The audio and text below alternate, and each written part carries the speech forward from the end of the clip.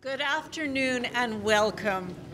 Before I continue, and as you find your seats, I'd like to acknowledge that we are gathered this afternoon on ancestral lands on Treaty 1 territory on the original lands of the Anishinaabe, Cree, Ojibwe Cree, Dakota, and Dene peoples, and on the national homeland of the Red River Métis.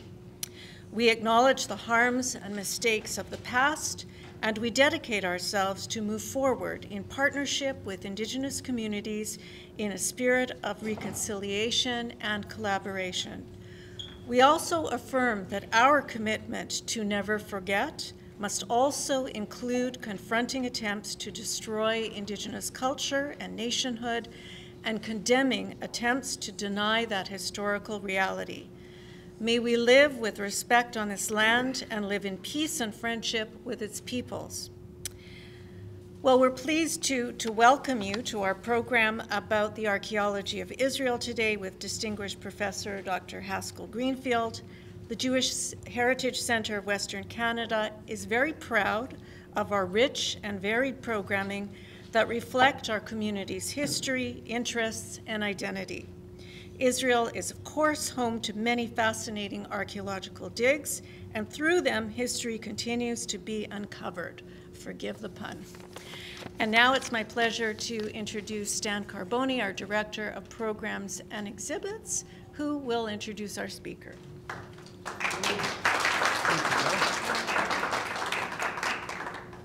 Thank you, Belle. We are certainly a very, very active organization, and I'm not saying this because I'm biased, although I am.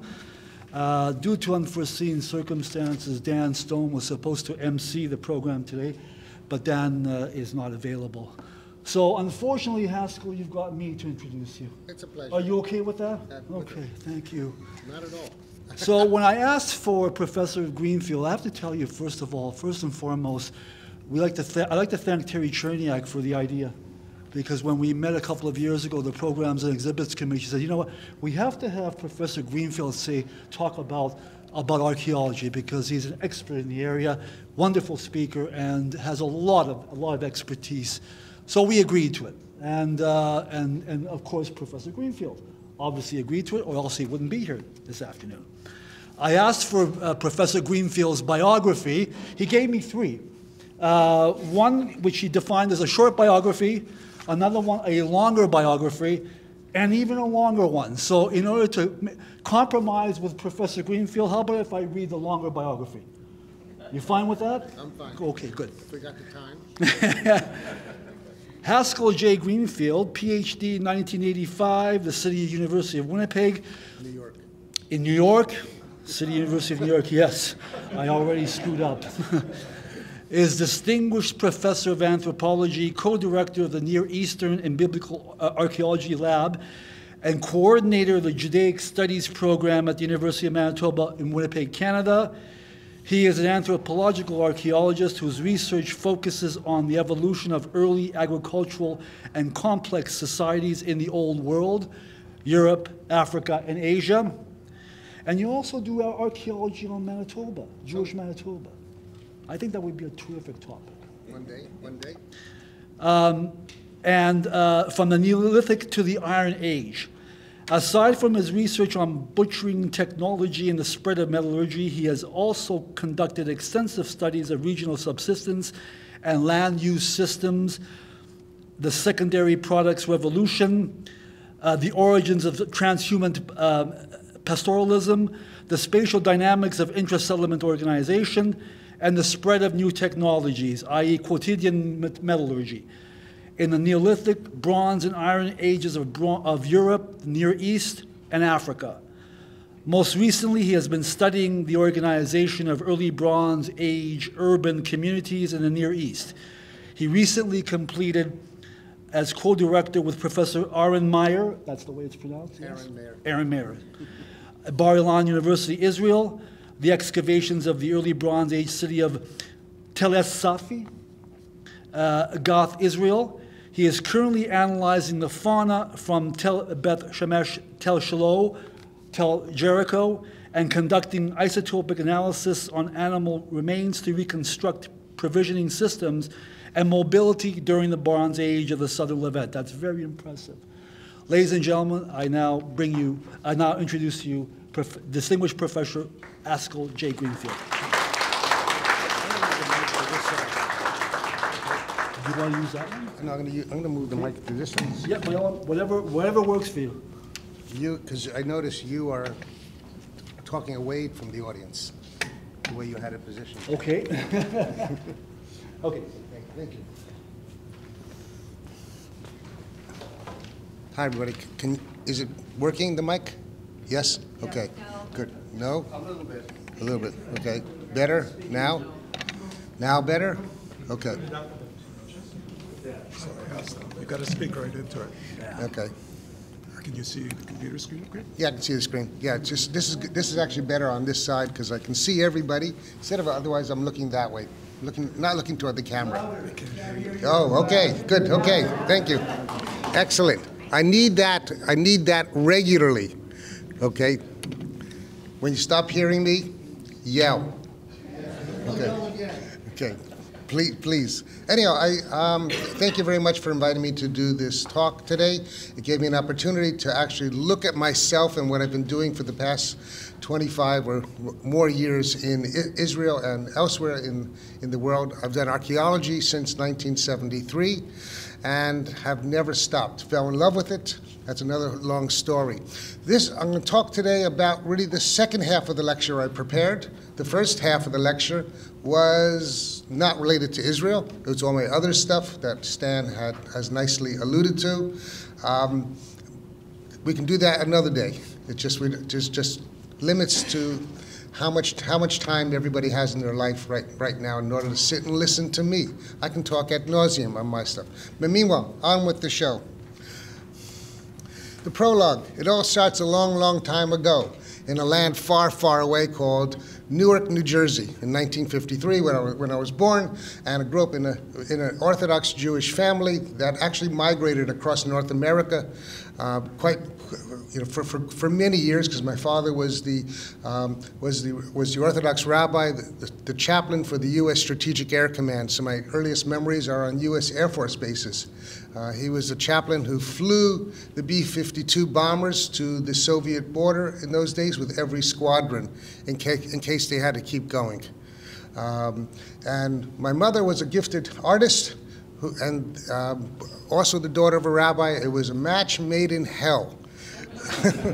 They loved each other desperately, and by the end of their 12-year marriage, they hated each other equally desperately. They're both buried in Yerushalayim on Har Menuchot, on opposite sides of the mountain. That's about as close as we could put them, so they can't even see each other anymore.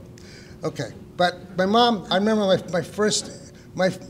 my first instance of discovering that there was something else out there was when I was 6 years old to the library myself and came back with a dinosaur book. Loved it so much, thought about going out and digging for dinosaurs. So my mother sent me out into the garden to dig for dinosaurs. What she didn't realize is I was colorblind and I don't understand the difference between a weed and a rose, and I dug up her rose bush. So anyhow, fast forward to 1973. I discovered that I loved archaeology. It was purely by accident. I went to university, free universities in New York, Hunter College at first, in order to do business. Came from a relatively poor family, was living on my own at that point, and hated it. Failed the course almost, withdrew just in time, went home, told my mother how much I was upset about what I was studying, and she said, take something you love. Try something else. You can always sell schmatas. It doesn't matter. Go enjoy learning. And so I went and registered for a course in ancient history, and it was being taught not by a historian, thank goodness. It was taught by, no offense, Lino, it was taught by an Egyptologist who danced across the stage playing Cleopatra, and who, it just captured my imagination about how the ancient world comes alive. And so he arranged for me to go to Israel for my first field season ever in 1973, and I went to Tel Gezer when I was 19 years old. You can see Gezer here on the map, and it's at a strategic position on the crossroads. Today, when you drive from Tel Aviv to Jerusalem on the highway number 1, you pass Tel Gezer. It controls the gateway to Jerusalem. It was an ancient site, and in 1973, we weren't allowed to cross into the fields around the site because of the potential still of landmines from pre-1967, because it was on the border.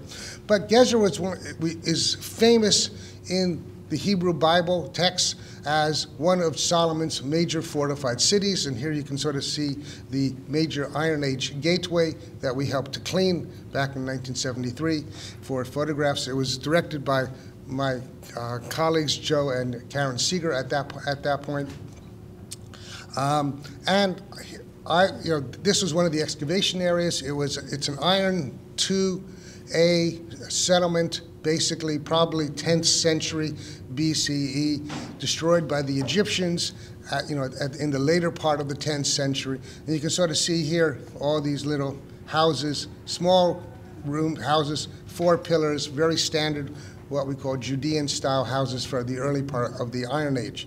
I think this is me here, only because I knew I was digging in this area. This is a photograph from one of my colleagues. Actually, couldn't find my own photographs from that, it's buried somewhere in my undigitized files still. But then, after 73, I realized I needed money in order to be able to work in Israel. In those days, and still a lot today, if you don't have a family backing you, sending you off and paying for all these expenses, if you got to work for yourself, live on your own, then you have to find alternative ways. So I did what I call follow the money. Anybody who could give me experience, who was paying for me to go somewhere, I went. And that included going to Morocco, to Mexico, to old Yugoslavia, back to Israel in 1978 for a Brooklyn Museum project, where we walked between Netanya and Tulkarm looking for stuff that was off-site, not the traditional hotels. And we found tons and tons of small villages, everything from Middle Paleolithic campsites that were 200,000 years old down to Ottoman features. And then in 1979, I was supposed to go to Iran to do my PhD work, because my professors had been there for their PhD work. Something went wrong, of course.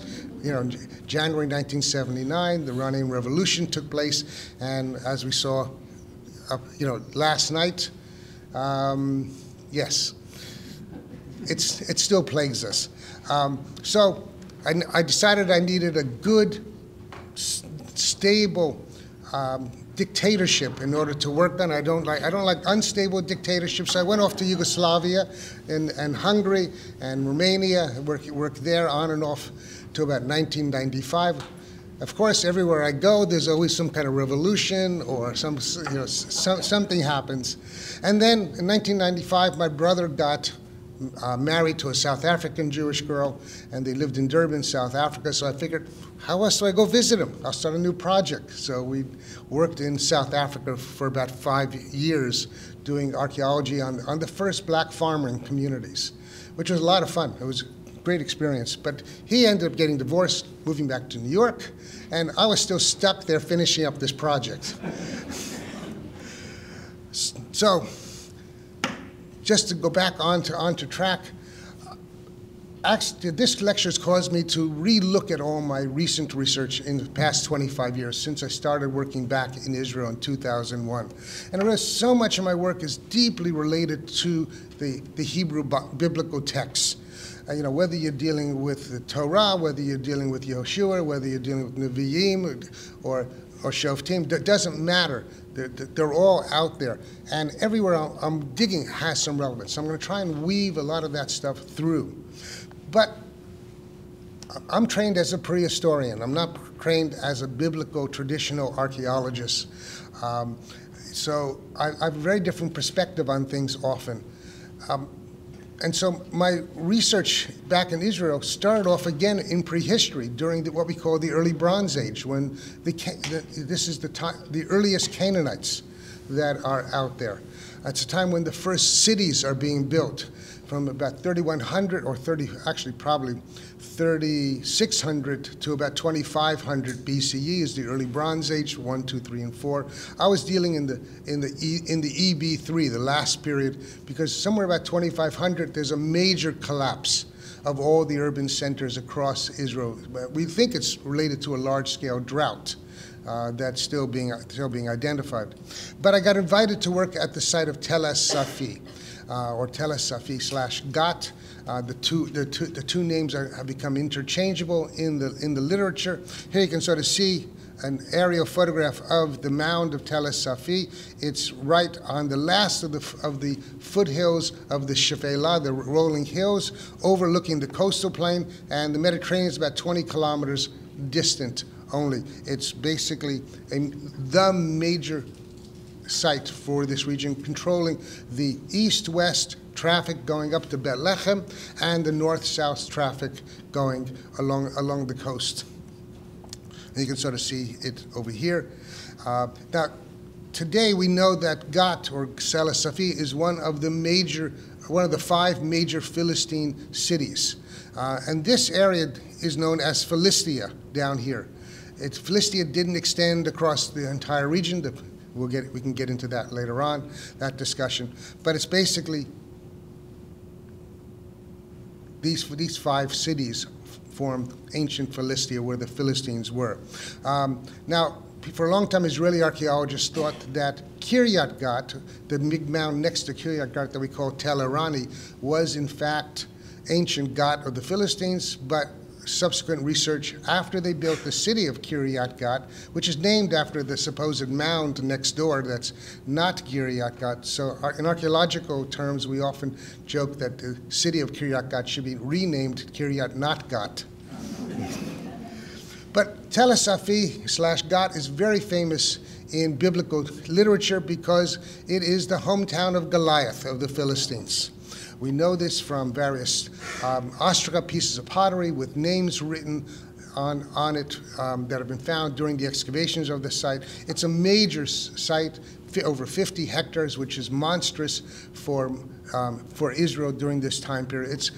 They're dwarfed by Mesopotamian cities, of course, but for this region, it's amazing. And it's right on the Emek Elah, the Elah Valley, where Goliath walked out the city gates of Gat and walked up the valley in order to meet the Israelites, and then lost his head with David. And then they chased them. Remember that we know from the text that the Philistines were chased back to the gates of Gat, where they took refuge. And the gates, some of the gates have actually been found by my colleagues, Aaron Mayer's excavations there, and you can sort of see here one of the towers, and here's the fortification line. You can sort of see it in diagram over here. Here's the tower. This is in the lower city. We haven't found the gates for the upper city. He ran a 25-year excavation and still barely touched most of the 50-hectare mound. And we always leave a lot for the next generation, who would guaranteed do a much better job than us.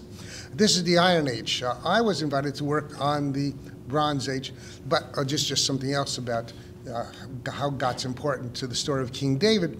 When Saul tried to kill David, remember he threw a spear at him, David flees into the Judean hills, and then Saul's army pursues him, and David and his men flee then to Gat. They come here.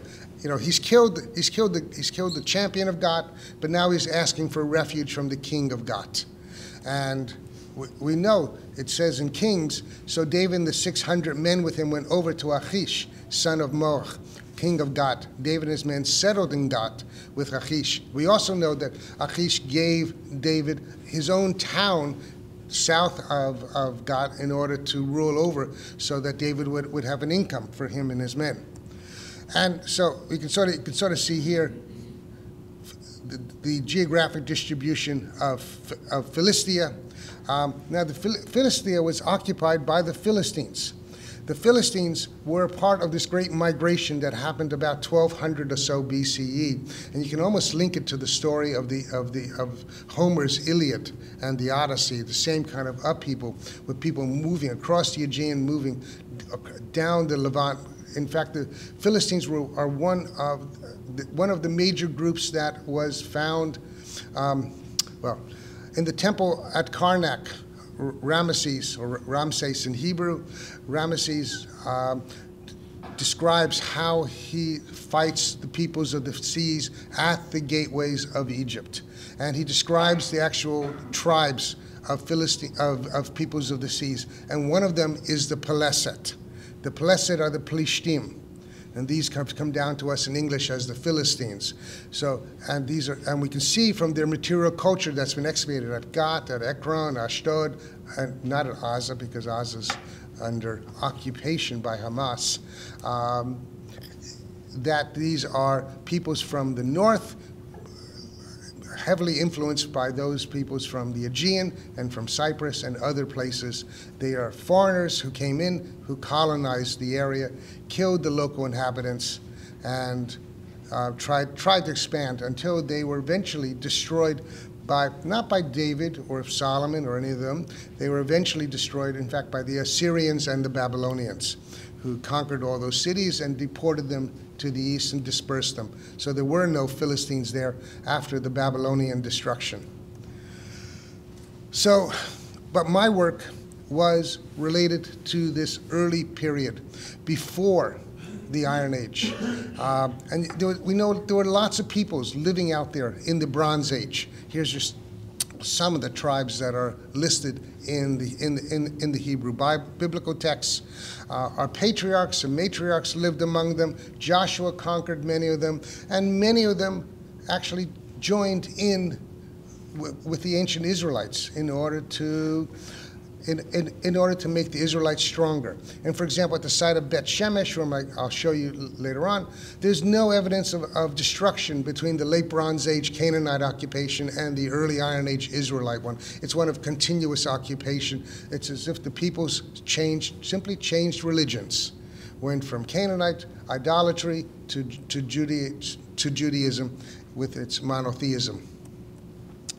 So, but Safi is also not only a major city in the Iron Age, it's also a major city way back in time in the early Bronze Age. Already by 3000 BC, it's 24 hectares. In fact, the entire upper mound that's here circled is early bronze.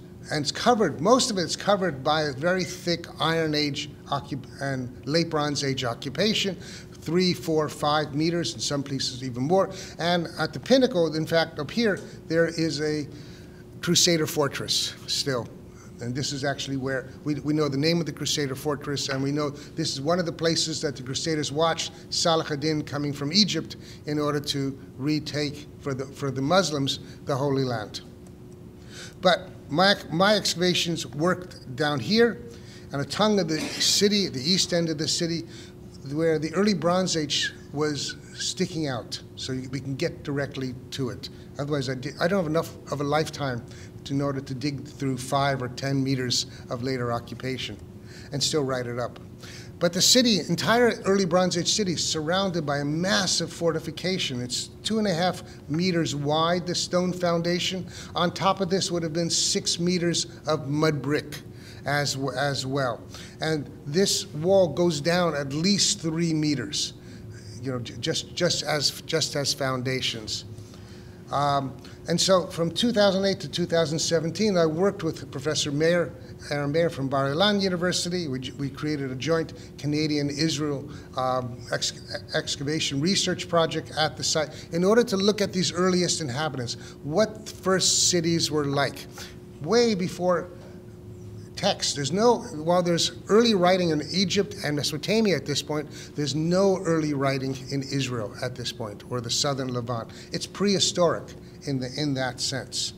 And what we found when we began to dig down in this area was a residential quarter, not an industrial quarter, no palaces, no temples, just plain, simple houses, one after the other, with in general, what you find is a small room with a bigger room, what probably was a courtyard. There probably was roofing over here and a little bit around the edges, but this was probably open. And this is the same thing what happened here, same thing happened here. Across the alleyway, we have the same kind of thing in reverse. Here, we didn't fill it in, but you can sort of see over here, This is organized. This would be filled in. Over here was heavily destroyed by pitting. We tried to expand it to the east more. It was all pitted out by later occupations and eroded down the slope. But what we found in this, what we thought were dirt poor houses of, just tiny things, they're only about 4 by 10 meters, no, 4 by 8 meters, so they're not really big. Tons of goodies. Ivory cylinder seals, like here, you can see it's tiny. Game boards, and all kinds of objects for daily life, so we have a sense of leisure. Evidence for trade to Egypt. It looks like we have hippo ivory. And yes, there were hippos living in some of the rivers like the Yarkon until the Iron Age. There's no evidence that we know in Israel for working of hippo ivory, whereas in Egypt there's a long tradition that we have. But we're still waiting the isotopes on those. Grinding stones are being transported from the Golan, from Jordan, from the Galil all the way down here, and bitumen. You can sort of see little bits of bitumen that are used to repair pottery or waterproof pottery, also coming in from the Dead Sea. Lots of different things, and copper. Copper's coming from the mines at Timnah and coming from Jordan in the Wadi Fainine, where you can sort of see, which is probably the most likely source for this, for the stuff that we have. And Egypt is sucking all this raw material into it at this point. This is the time of the Old Kingdom. This is the time of the Great Pyramids in Egypt. And we also get mace heads, which we don't know what they're for, whether they're for scepters or bashing people's heads. It's not clear. But to find these in normal houses is not very clear. But it's also very interesting that the food technology, well, this is the early Bronze Age. You're supposed to be using metal knives and metal axes, but in fact, we looked at the bones microscopically, the little slicing marks on the bones, they're all made of stone tools. So it's really this whole idea that this is a metal-using age. Yes, the elite have it. They're walking around with swords and helmets and things and axes. Nobody's giving it to their servants to prepare food with. Nobody's giving it probably to their wives or kids to do it. It's only the elite who are getting it for display purposes. And by the way, there's a difference between daggers and knives. Daggers, you go, you kill them, you stab them. A knife, you're slicing. These are slice marks on bones, not dagger marks. We don't actually see daggers showing up in the archaeological record until almost the end of the 3rd millennium BCE. In other words, almost into what we call the Middle Bronze Age. And buried under the floors of these houses, what do we find? Donkeys. Sacrificed donkeys. You can sort of see the head on this donkey is facing toward the east, but the rest of the body is facing to the west. The head was dismembered and laid backwards on the animal's stomach. It seems they're sacrificing these donkeys as they're rebuilding the houses in order to bless. The donkeys become a sacred animal in this time period because there's no horses. This is what the elite are riding. This is the caravans. This is what's transporting goods. Before the domestication of the donkey in the early 4th, late 5th millennium BC in Africa, it was only human labor to carry things. To transfer, the domestication of the donkey transformed life. Here you can sort of see a close-up of the donkey skeleton with the space between the vertebra where its neck had been cut off. And across the alleyway, in another house, we find 4 donkeys or 3 other donkeys being buried. And for every time the house is being rebuilt, we find a whole or a partial donkey being slaughtered and buried underneath. It's a foundation deposit to bless the houses. And where are the donkeys coming from? This is just some strontium isotope analysis we did on some of the donkeys. And you can sort of see this is the baseline for Egypt. And this is the molar 1, molar 2, molar 3. The animal is born in Egypt, raised in Egypt, and then at just toward the end of its life, it migrates to Israel, where it's slaughtered, probably brought as a donkey as part of the caravans, carrying goods from ancient Egypt into Canaan at that point in time. So what we realized is that we probably lucked onto what's called a merchant's neighborhood, not just a normal everyday one, but where rituals are very private, but they involve the animals that are important to the merchants, because we don't find these donkeys buried everywhere under all houses, just under particular houses, usually at the periphery of the settlements.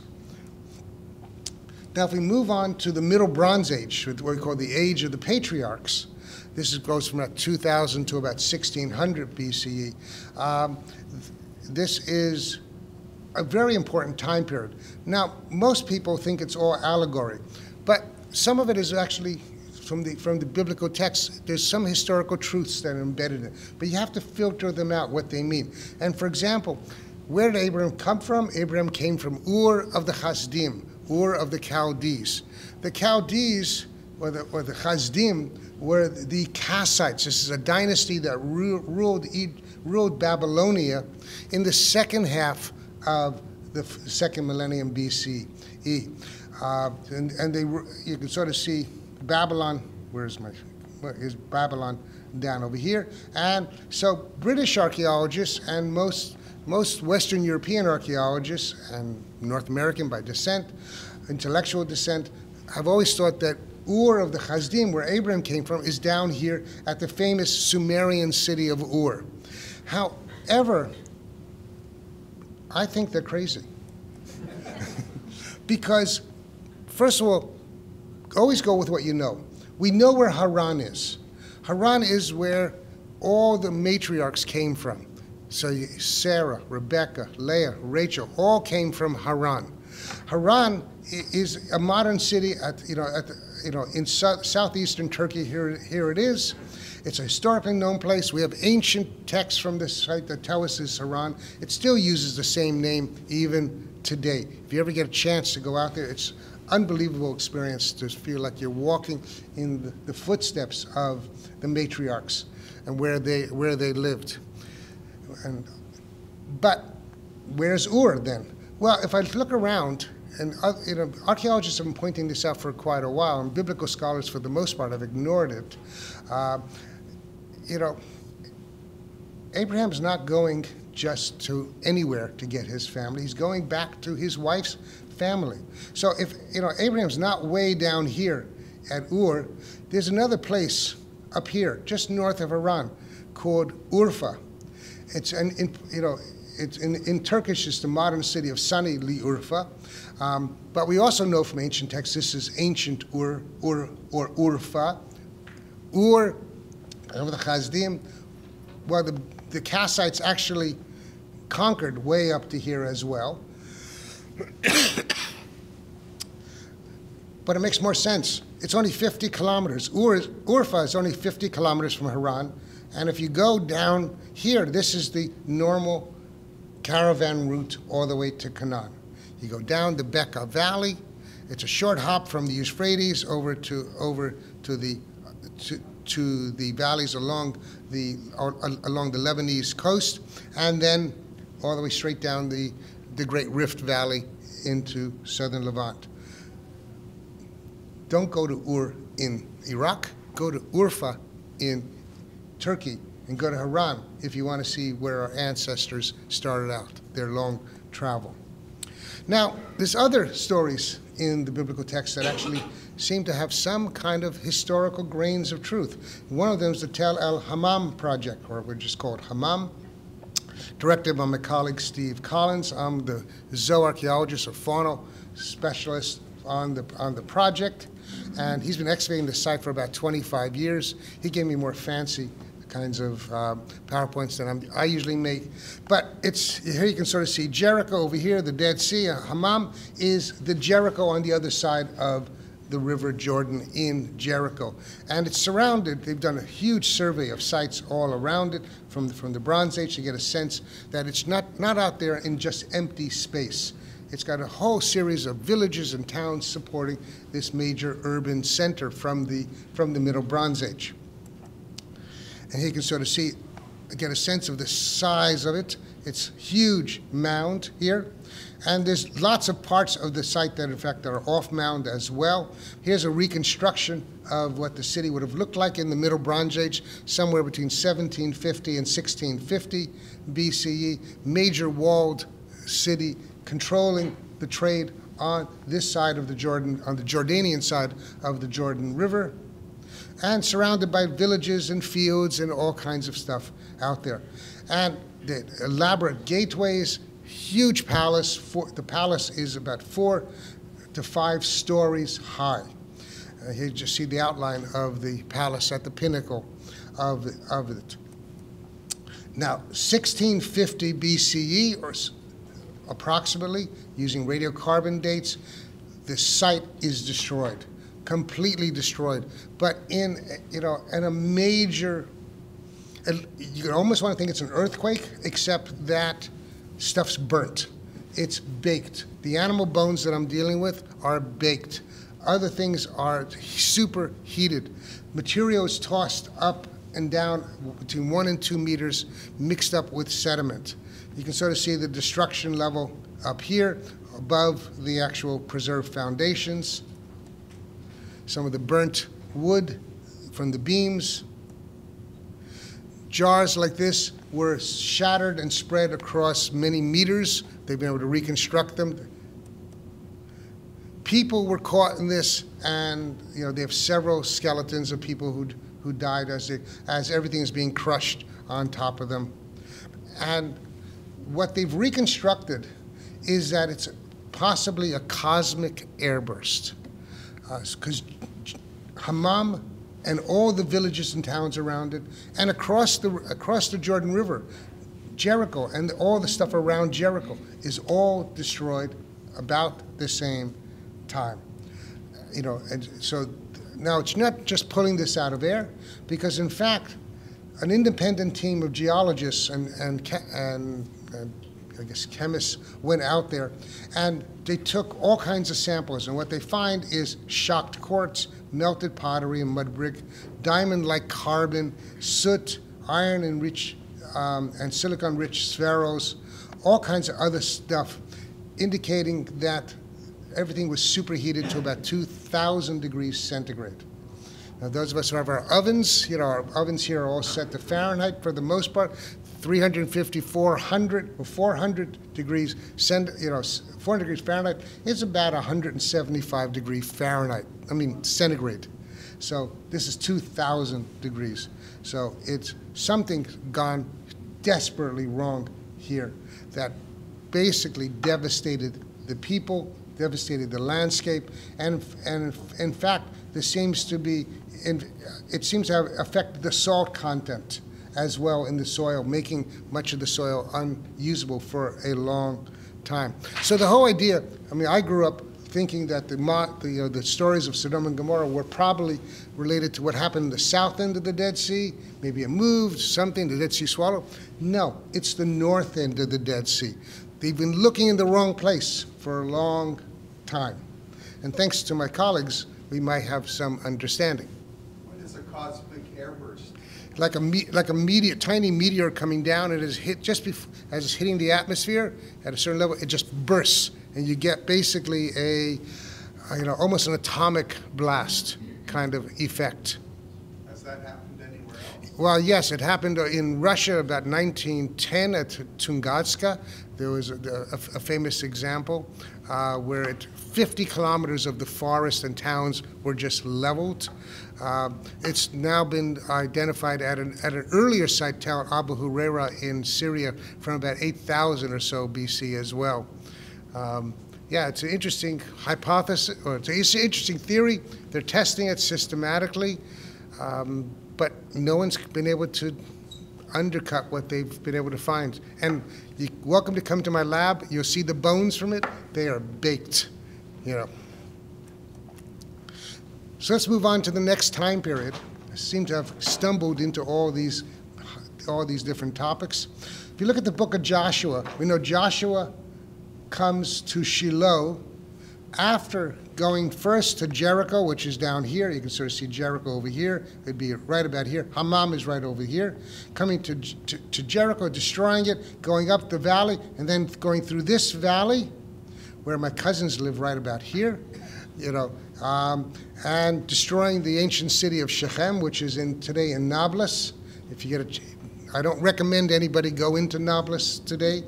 And then he travels down to Shiloh. So in there he builds the tabernacle, a permanent site for the tabernacle for the Ark of the Covenant.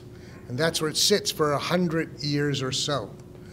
Now, on his way, he passes, just as he gets, Joshua, as he conquers Shechem, he decides to build 2 altars. We know from the text. One is on Har Gerizim, which is the Mountain of Blessings, which is where the Samaritan community lives today. And just across the valley is Har Ebal, which is the Mountain of Curses. And Adam Zertel from the University of Haifa back in the 1980s already had discovered this monstrous, you can see over here, altar at the top of Har Ebal.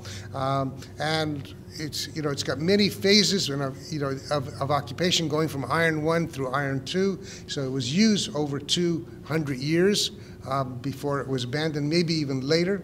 And my colleague Scott Stripling, who I work with at Shiloh, who's director of Shiloh, he's been going through Adam Zertel's Backdirt and has found all kinds of objects that in the old days they didn't recognize their importance, including a lead tablet about this big. And he's interpreted that just curses written inside it. My colleagues like Aaron Mayer are all saying, no, there's no curse written inside it. It's not even any kind of Hebrew. You can't read it. So I leave it to the experts to battle it out and decide what it actually means. But it's pretty cool. I was up there this past summer seeing what was going on, and it's quite an amazing experience to stand on the top of Har Ebal. And yeah. Now, as you go southwards along the major road, that goes from Shechem down to Shiloh. Here's the tell at Shiloh. It's a small tell. It's dwarfed by the mountain just behind it, which is where the modern town of Shiloh is located. So this is where Joshua came after Jericho and Shechem, and set up the tabernacle. And you can sort of see, here's the tell here. Here's the sort of the base, or the core of the tell. There's little parts out here and parts that extend out here as well. Here's the main north-south highway still today that everyone drives on. It's probably where Joshua also would have walked with the ancient Israelites. He set up the Ark of the Covenant there. And that's where the tablets, the Shnei Luchot, the 2 tablets, were located. Now, at first, it's likely because it's a tent, and there's no record of conquest of Shiloh, per se. It just says they came to Shiloh, so we're trying to figure out, are they just invited in or not? But probably they set up the tent outside, very much like they did in the desert. You can sort of see a reconstruction of it here at Timnah.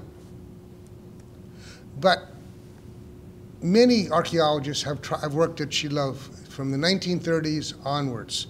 And most recently, Scott Stripling, who has been working there with a team of about 220 of us each year. Everyone's welcome to come and join us if you like in the future. You can sort of see a picture of Scott here and sort of the piles of bones that I'm getting out of the excavations. Some of the best faunal assemblages I've worked on in Israel. But why choose Shiloh? What is so important? It doesn't tell us anywhere in the text why Shiloh was chosen. Why would he go there? Why didn't he stay at Shechem? It's a much better location. Well, part of the answer has that Shiloh was already in the late Bronze Age, a major cultic center. So what was an important place in the past clearly has relevance for people in the future. So it seems to be resettled by the Iron Age occupation, in the Iron Ages by the Israelites. So, but part of the answer to what I'm saying comes from an area, what we call Area D, here, where we were digging just in this area over here, next to the ancient city wall, that, by the way, goes down 10 meters, the stone foundation, of which there would have been a mud brick superstructure on top. And what we find is a huge ritual pit from the late Bronze Age. We all kinds of chalices in there, tons and tons of animal bones that were sacrificed and cooked, full of goodies. Gold objects were found in there. These would have been decorations on clothing. You have all kinds of Egyptian scarabs from that time period. Beautiful pottery, as I said, just more bones. My life is just bones. But tons and tons of material showing this was an important place, even in the late Bronze Age, for ritual activity. We don't find these kinds of deposits except rarely. Now, where would the tabernacle have been built? Well, many people have looked for it. And, since the 1930s, they've been excavating out there. But most people go to here is an open-air platform at the base of at the northern edge of the tell, and for a long time, and the community at Shiloh has built this wonderful wood platform where everybody goes on pilgrimages to pray there. It's the wrong place to pray. That platform is in a classical era, in other words, Hellenistic, Roman, Byzantine quarry. So if there was anything there, it was quarried out, 1,000 years later on during the Hellenistic period. So where was the tabernacle probably built? It was probably built ultimately after it goes from being a tent inside the city wall. Because remember, they're fighting with the Philistines all over the place.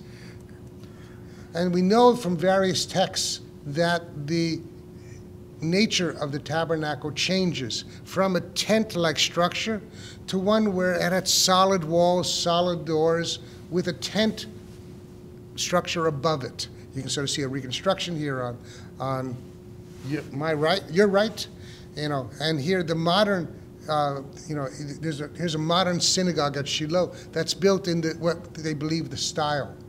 So it's got solid walls and still a fabric roof above it.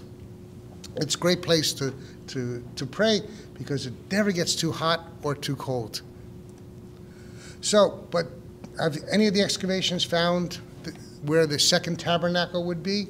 Well, Stripling's team has found a very large building dating to the early Iron Age that he's proposed this might be where it's found. We wait and see until something, until more information. We have another 5 years of planned excavation still to go. And here you can sort of see some of the massive stone foundations for that building that are being uncovered, more or less over 3 meters in height so far. Where else would it be if not that location? I've always felt it should be at the top of the mound. Unfortunately, there's nothing up there because the early excavations completely destroyed all the archaeological material up there, and then the local community built this wonderful museum at the very, very top. But I remember this past summer being out there, and it was summertime, early morning, and you watch a cloud descends upon the pinnacle, and you can get a sense, the aura of Hashem coming down and filling up the space. And and yet lightning, even in the summertime, right above this, because the clouds get trapped in the valley. So this is, you can feel the ancient holiness of a place like this. But what did the Israelites go and do? They lose the ark. They decide to go and fight the Philistines near Afek, which is in the coastal plains, and they're defeated, and the ark is captured by the Philistines. And in fact, the sons of Eli, who was the judge at that point in Shiloh, his sons were killed there. Now Eli hears the news about his sons being killed, and hears the news about the ark, and basically falls off his chair, breaks his neck, and dies. And you know, it's known that he was sitting often at the gates of Shiloh. So here's one of the gateways that we think existed. Here's the arms of that would have extended outwards. So this is very possibly the location of where he would have sat and died. So again, how the biblical texts come alive. The biblical texts, remember, are written not as histories in the early periods. They're written as theological documents, but there's within them grains of historical, knowledge that we can validate through archaeology.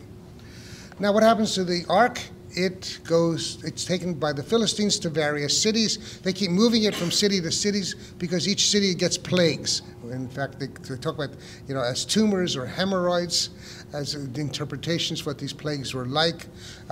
Eventually, it's placed in a temple of their god Dagon, and they come back the next morning, and Dagon's statue, Dagon's statue has fallen over and broken. So now they realize it's the hand of God has struck them. And so what do? They decide to put the ark on a wagon, and no driver, two cows, it's specified cows and not males, and they point it at the closest Israelite town, which is Bet Shemesh. And it arrives at Bet Shemesh, and the ark is placed, we know from the text, in the local temple on a platform, a stone platform.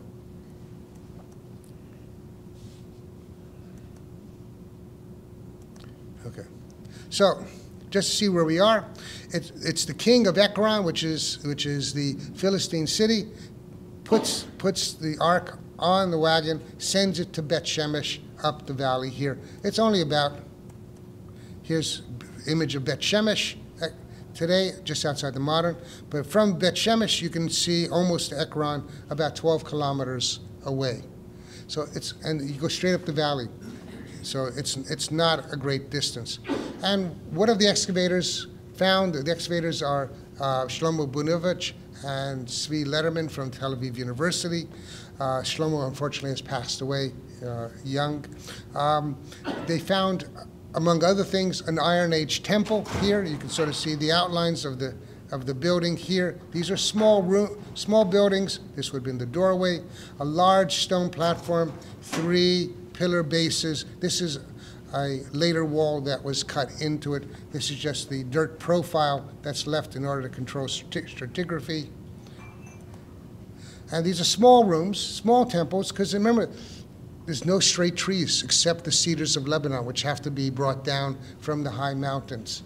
Olive trees grow gnarled, so nobody has big, wide rooms. And you have pillars that are close to each other. And the pillars basically are like a man's hand span distance, sort of like this. You can sort of see, here's one from our Iron Age temple in Gat. You can sort of see the pillar bases, reconstructions of the pillars, but one man's thing. And that kind of reminds us of how Samson could have brought down the temple on the heads of the Philistines, because the pillars were not that far away, and the buildings were not that big. And if you were shackled to them especially, pull them out from underneath. And inside it, what they found was what we call an asheret, which is a depiction of, it's interpreted differently, whether it's God's consort or a fertility goddess, plaque found in, and all the animal bones found in here are also burnt and baked. So sacrifices, in other words. And how do we know it's Philistine versus Israelite occupations? Well, you can often tell in the diet. For example, here, Ashkelon, Ekron, Timnah, these are all, this is all Philistine occupations. And then you can sort of see the Israelite occupations at other sites. Lots of pig, no pig. Makes it very easy.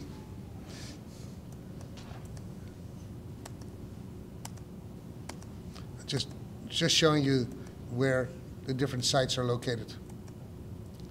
So what happened to the ark after Bet Shemesh? Well, It stays there for a while, and then it's brought by David up toward Jerusalem, and on the way, the wagon hits some bumps, and someone tries to, I think it's Yoav, tries to grab the ark so it doesn't fall off the wagon, and he dies when he touches it.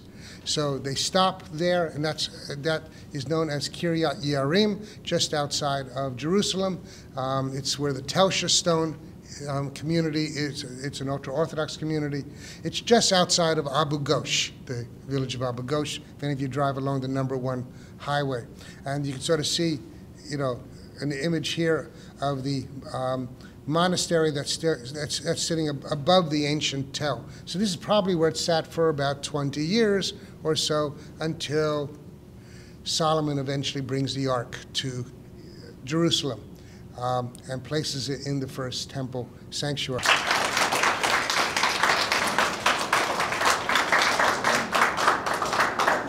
I invite everybody to come and join us today at 4 o'clock at Keniston and Grant to stand and show the world where we belong and who we support.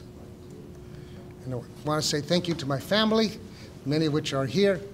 My wife's somewhere between Basra and Baghdad at this point,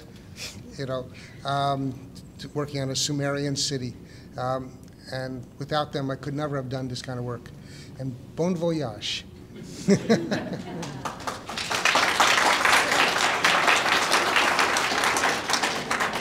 Thank you so much, Haskel. It's just amazing to make all these historical places from the Bible really come alive in a very different way.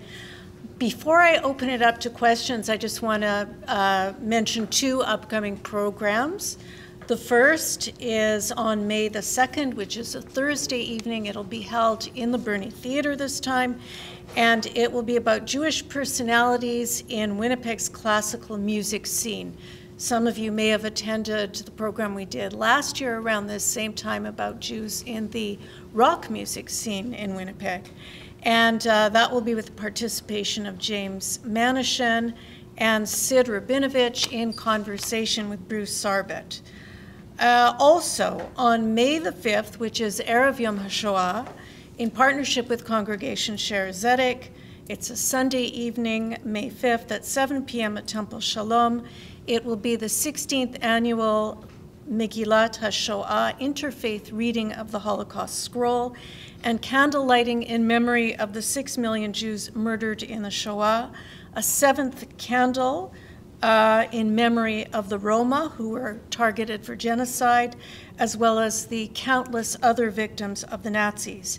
And every year we have a lead reader. This year it will be Her Honor, our Lieutenant Governor Anita Neville, and many other readers from the Jewish and the interfaith communities. We hope you'll all attend. No registration is necessary.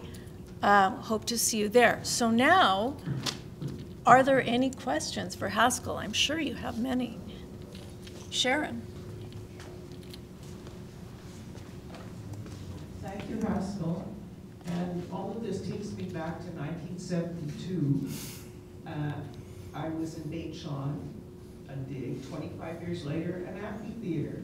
And my experience in other parts of the country was like that.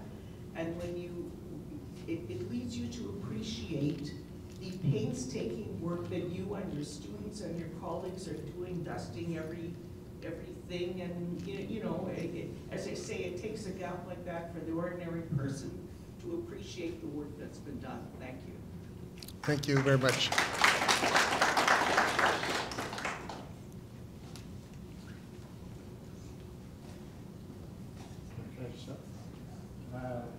Thank you, Professor Greenfield, for that fascinating talk. I found it very illuminating.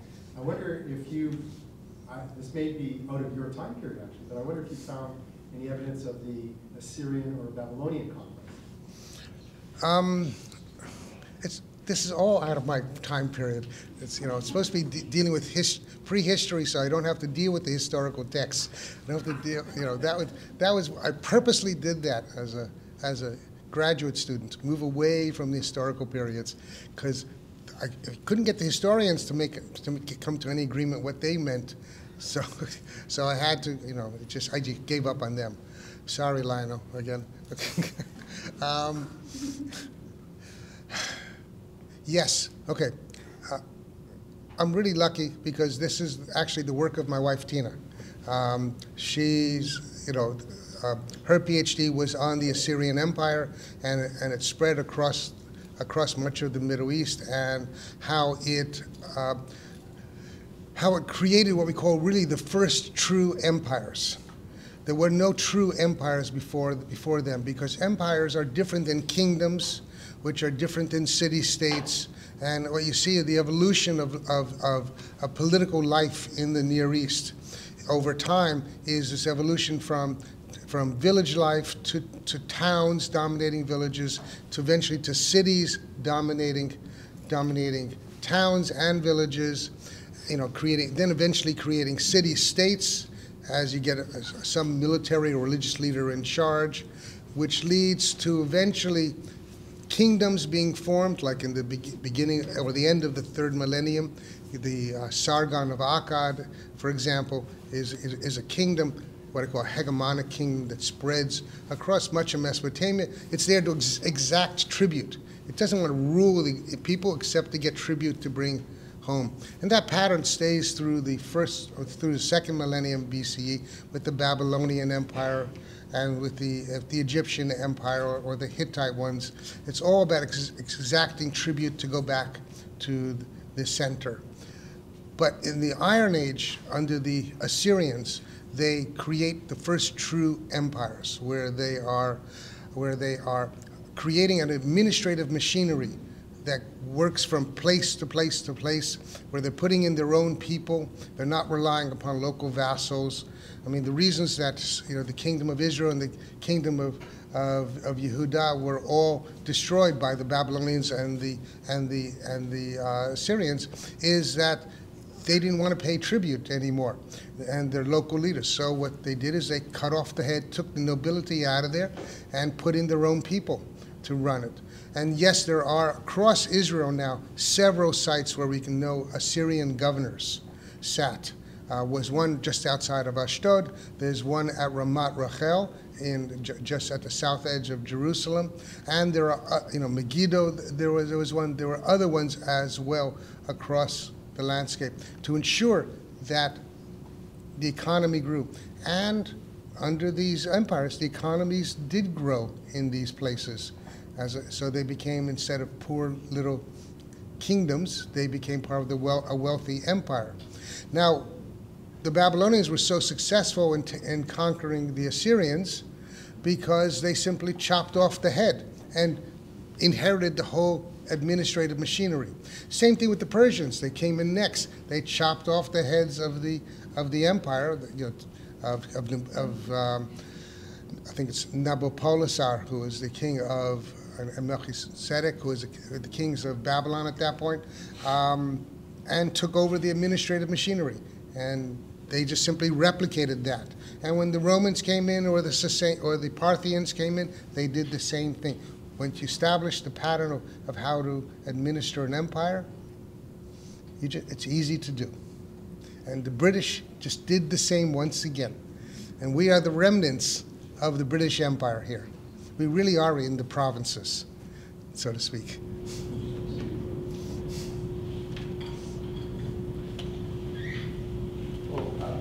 I'd like to ask, what time is the demonstration? I thought it was 5:30. 4 o'clock. 4 o'clock. I thought it was 5:30. 4 o'clock, from 4 to 5 o'clock only. That's the one at the Superstore. Yeah, it's Superstore. Okay, thank you. Okay, thanks. Stan just told me the battery's dying, so I have to make this quick. I come at this as a historian who knows nothing about the period you're talking about. However, as a historian, I know that when a historian begins their research, they begin with a question. We also know that the formulation of the question has a terrific influence on the answer they come up with. So my question to you, Haskel, is when you go to a particular dig, do you begin with a question, or what is it that you begin with that dictates or influences the manner in which you search? Yeah.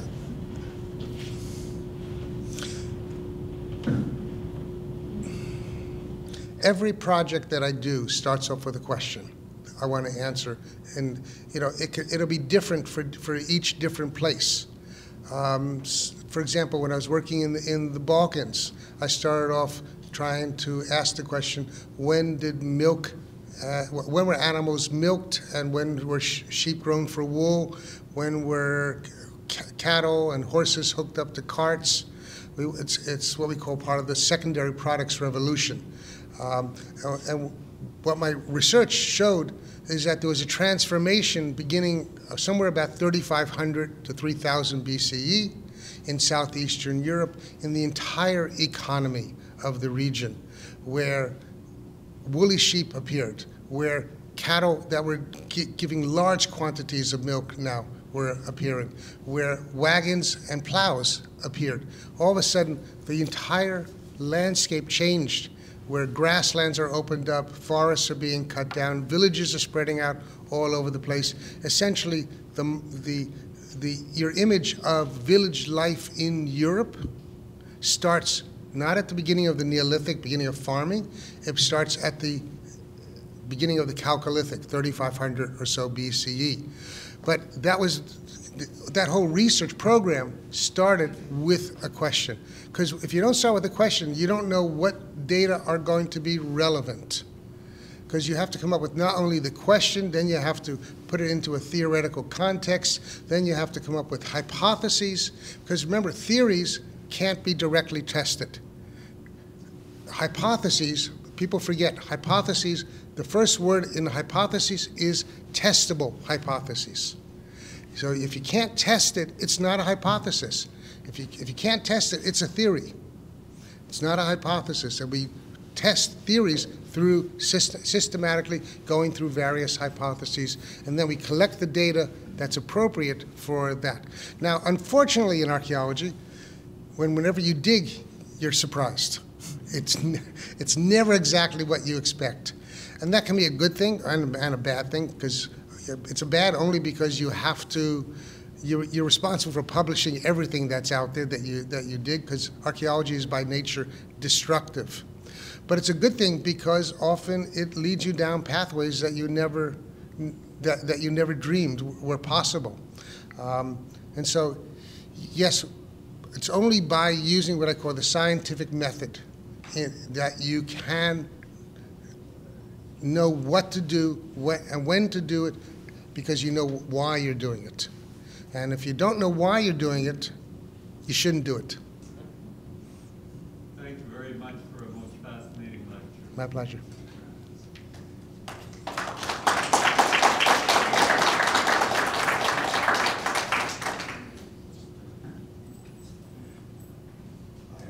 Hi.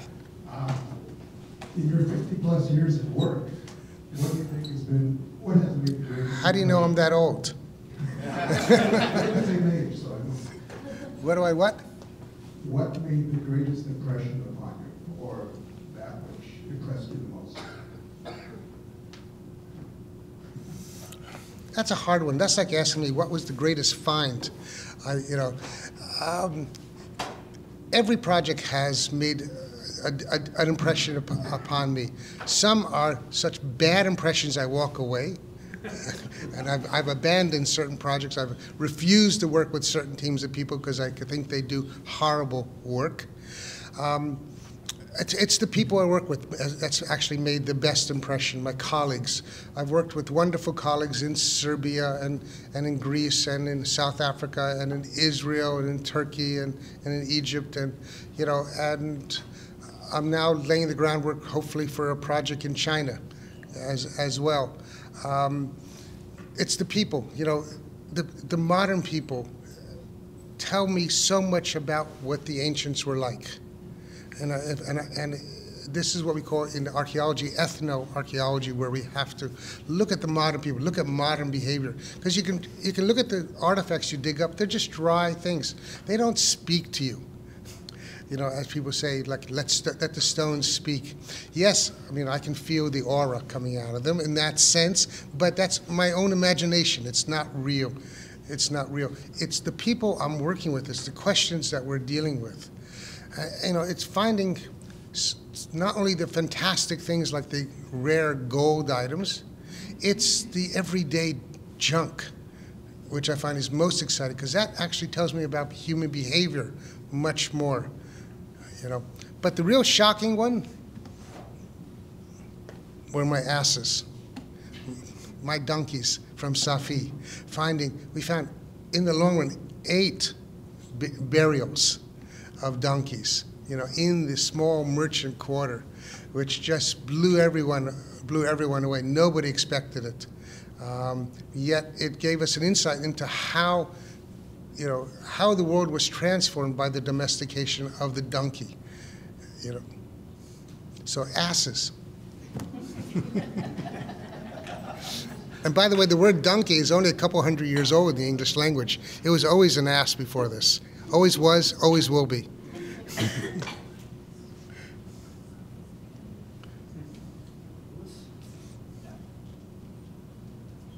And you're right, it's 52 years now. Thank you. You talked a bit about the Ark of the Covenant. I thought it was stored in a warehouse somewhere. Ask Steven Spielberg, he'll know. I'm just curious how much of your work overlaps with anything from the Bible. You were talking about some of the biblical aspects of the things you found.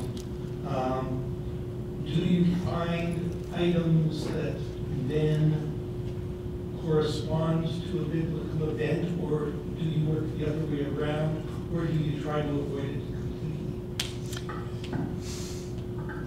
If I could, I would avoid it completely, because the problem with history, and again, Lionel would know this, is that you can't ignore it. Yeah, you know, if someone's writing something down, yes, they could have been hallucinating, and I really do feel that a lot of the prophets, you know, in a lot of Nevi'im, these guys were on drugs. You know, it's, but you still can't ignore it. You know, is Ezekiel, Haskel, my namesake, is he really dreaming about going up to heaven and, you know, and God coming down and destroying, you know, the false prophets? Or is this based on something real? It's like the whole stories of Sodom and Gomorrah. I always treated them as allegory. But maybe there is some grain of historical truth left in there about this mass destruction. It's also like people talk about the story of Adam and Eve as, oh, this is, you know, some made-up figment of imagination. And in paleoanthropology, we talk about the, you know, about Eve as being the first mother of all modern humans, which actually geneticists have been able to track out, going back almost 200,000 years. But also, if you look at the stories of Adam and Eve, and it's a fantastic story. You know, they're sitting in this garden, food's all available around them. They're gathering the food without effort, and then they get thrown out, and then into this wasteland. And what is this wasteland? This wasteland where they got to farm, they got to herd animals, they got to work. I mean, anthropologists have studied hunters and gatherers, and they've studied early farmers. And when they do time studies on people, modern peoples who are still living by hunting and gathering in the 20th century, in the first half of the 20th century, that a lot of these studies were done, where they figured out a typical hunter and gatherer living in the Kalahari Desert or the Australian desert or the Amazon forest usually works about 2 hours a day to getting food on average, year-round. A modern farmer, or even a subsistence farmer, is going to work 12 to 15 hours a day to be able to ensure that the food's there for next year. Who has a better life? A hunter and gatherer, or foraging peoples, or farmers, you know, herders? The only good thing about being a farmer and herder is that you have a more regular, predictable food supply. because you grow it in abundance so it lasts you through the lean years.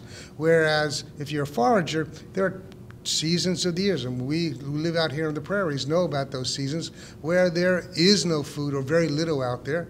In fact, the indigenous peoples of this area used to call March and April, early May, the starvation season. This is because there was nothing out there. They couldn't get to fish because of the ice flows on the river. None of the animals had fat on them anymore if they were alive still. Nothing was growing.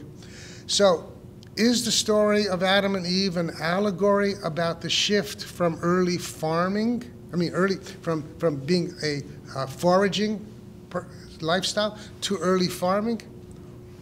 It's come down to us. This remnant of historical memory has come down to us through this story that people treat as an allegory, but it has an element of historical truth. And we know where the Garden of Eden was located. At least I know where it is. Anyone else know? Garden of Eden, well, people think it's Iraq. No, Iraq's a desert. It was a desert, always was a desert. Yeah? Where was it? Tigris and Euphrates. Tigris and Euphrates. I want to see if he has something to say about it before I give you the answer. Well, wait. Are you answering my question about Garden of Eden? Are you answering my question about Garden of Eden? Am I answering your question? Yeah. Is that what you're? No, I want to give you a question. Oh, okay. Just hold 1 second. Let me just finish this, and then I will answer your question. Okay. Just hold on 1 minute. The Garden of Eden. We're told where the Garden of Eden is. It's at the origins of 4 rivers, 2 of which the names have come down to us historically as the Tigris and Euphrates. 2 of which we don't know. We know their names, ancient names, but we don't know where they are. But if you go to the sources of the Tigris and Euphrates rivers in eastern Turkey, you'll see also there's 2 more large rivers that head northwards from there. That's basically pointing out where the Garden of Eden probably was. Now, where do we find the earliest movement toward agriculture? Is in southeastern Turkey as well. So again, coming down to us through these ancient stories is a bit of information that helps us to understand the ancient texts. You can't take the ancient texts completely, because remember, they're written theologically. They're not written historically. They're written to tell us the creation epic for the Jewish people. So, sorry. Okay, your turn. Sorry. Yeah, my apologies. I had handed over the mic to him because I hadn't heard Lewis's follow-up question, so I do apologize for that. Okay. I apologize for interrupting you. It's okay. I'm used to it. I got 4 children. Bring the mic closer to you. I read the Bible and I try to believe the stories in the Bible, but there's one story, in fact, it's coming up on our Passover, the parting of the Red Sea. I'm trying to understand what happened during that time. I know it came from Hashem, it came from God, but something had to happen. And it's overwhelming for me to try and understand that particular incident that happened, the part of the Red Sea. You've just opened up a can of worms. There's no easy answer for something like that. Because when Israel had control of the Sinai Desert between 1967 and 1981, Israeli archaeologists combed the desert looking for evidence of 600,000, people, 600,000 males, not people, which would have been 2 or 3 million people who were wandering through the desert for 40 years. They looked in the Negev. They couldn't go to Saudi Arabia, but they looked in the Negev. They looked in Sinai. There was no evidence. It's just like Mount Sinai. Yes, there's a place geographically that we call Mount Sinai. It has a Christian monastery on it, St. Catherine's on it. But do we really know it's Mount Sinai? No, we have no idea. In fact, rabbinic tradition says that Mount Sinai would not have been the tallest mountain. It would have been the smallest, most humble mountain. So who knows where these things are? But there's no evidence, absolutely no evidence for that. There's no simple answer. This is why I say the Bible, many of the Hebrew texts, especially the early ones, what we call the Torah, they were not written down as history. They were written down as theology. They are the creation epics that were, and the rules for who you were if you were Jewish, where you came from, how you came to be, what is your early history, who are your forefathers. That's what it was written down for. Those are theological doctrines, of which there's lots of elements of history embedded in it. So, Moses, for example, Moses' name in Hebrew is Moshe. Okay, we don't, and actually we say it's Moshe, but it's actually spelled Mem Shim Hey. So could it be Moshe, Musa?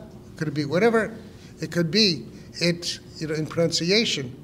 Now, Moses is supposed to be the he's the brother of Aaron and Miriam, put into a basket, rescued by Potiphar, not Potiphar. Pharaoh's daughter. Thank you. And by Pharaoh's daughter, and he brought into the royal house. But we don't know which Pharaoh. Nowhere does it say the name of the Pharaoh in the Torah. It says only Paro. It only says Pharaoh. Yet, from the time that we figure this is all happening, somewhere about 1200 or so BCE, there is the dynasty that's ruling it is the Ramesside dynasty. It's the 19th dynasty in Egypt. It's Ramses. Ra and MSS, which is very similar. So the suffix, Moses is basically his name is the suffix of the royal house of Egypt during the 19th dynasty.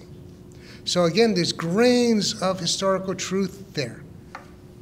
Can I tell you where Mount Sinai is? Could I tell you how they crossed the sea? Well, first of all, they didn't cross the Red Sea. Yam Suf is a sea of reeds. It's a shallow sea. It's periodically flooded.